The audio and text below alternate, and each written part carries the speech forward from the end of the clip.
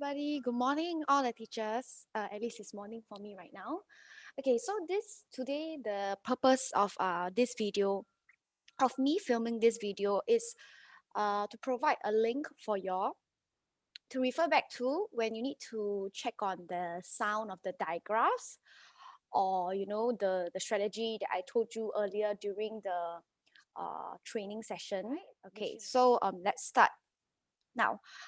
For term 2, module 2, the K2 digraphs, we have technically 5 digraphs, but there are 6 sounds.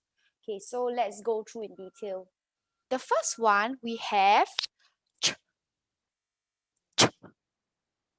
Okay, ch. So it's like church, cheese, and chick. I think this is relatively easy, so I don't foresee any problems. Okay, then the second digraph is shh. Shh. This should be the easiest of all because basically usually teacher teach like this. Shh, right? Asking children to keep quiet. Shh. Yeah, so this should be the easiest one. Like sheep, like rush. So take note that ch and sh, this both of these digraphs, right, can be used at the back and the front of words. The next 3 I will go through in detail, provide some more context. So the first one is actually A. A as in the long vowel A sound. Now, just to recap and a refresher, we know that there are 5 vowels, right? A, E, I, O, and U. So A, E, I, O, U, the one we teach during basic, the sounds that we taught, they are short vowel sounds, like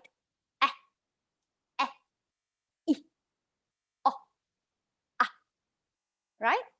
Those are short vowel sounds, meaning that we actually don't drag it out. Like we don't go ah or e or like that. It's always very short and like sort of forceful, right?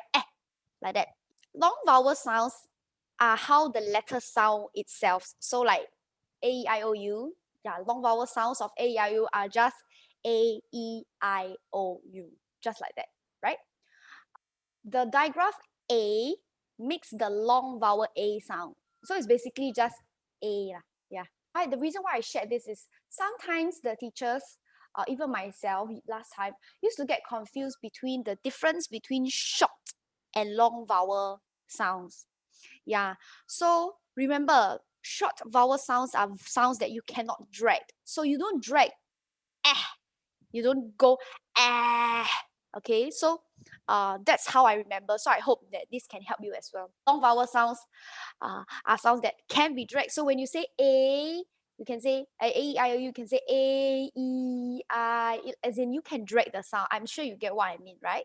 Now the fourth digraph is also A, right? AI, right? A. So the both of these digraph make the long vowel A sound. There is a way to differentiate it, like I shared during the training, right? This A, AY, okay, this digraph A usually turns up only towards the end of the words, okay? Like may, they, pray, play. This digraph AI, long vowel A, usually is at the beginning, like im, or at the in between words like nail, wait, made. Okay, so you can see when I'm trying to pronounce the words, it sounds very awkward because I'm trying to accentuate and pronounce clearly the digraph sound in the words. Yeah. Okay, so that's a way you can teach the children to differentiate. Okay, looking at where the placement is. Now, this one won't matter when they are reading because they will know it's A, but when they are writing, right, if they need to remember, then it will be helpful to teach this trick. Yeah. Now, the last one is this digraph. Okay, has 2 sounds. All right, this digraph OW actually makes the sound O as in long vowel O, right? O and ow.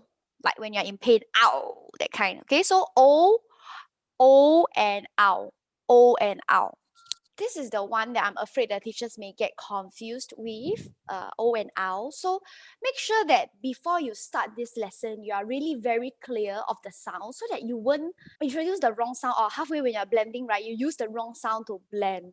For example, right, when we are teaching this, like when children ask, hey, then teacher, how do I know if I should use O or ow when I'm blending? So the trick is actually just to ask them to blend, right? For example, let's use the word low, for example. Now we know this is read as low because we have a lot of exposure to this word, right? But for children who don't know, they will be thinking, hey, so this is all right, let's use the different colors. This is a digraph, right? We'll underline it and put a dot. It's one sound. Then this L is one sound. So it's L. So they will try. Get them to try. Okay, don't give them the answer straight away. When they encounter words that they don't know, so get them to try. Like for example, this word. Let's start with this. Is it L, ow, lao? Then get them to think. Hey, is that a real or silly word? Does it make sense? Most likely they will say, it doesn't make sense. So maybe let's try the other method, the other sound. So it will be L, O, low. Low. Yeah, I think there's such a word. Yeah, so the only way is to get children to try and error, and then over time, when they have encountered the word frequently enough, either through reading or through exposure in the environment, they will know without having to, like, they will know the sound without having to try and error. Yeah. That's the end of this video, in which I go through all the digraphs we are doing for term 2. There will be another video where I will show the method to teach the digraph, which I have shown all of you as in the training before, right? So there is another video which I will do to show you all how to teach the digraph, which involves just now what I've done, the underlining and the dotting, right? Okay, thank you very much, everyone. Bye bye.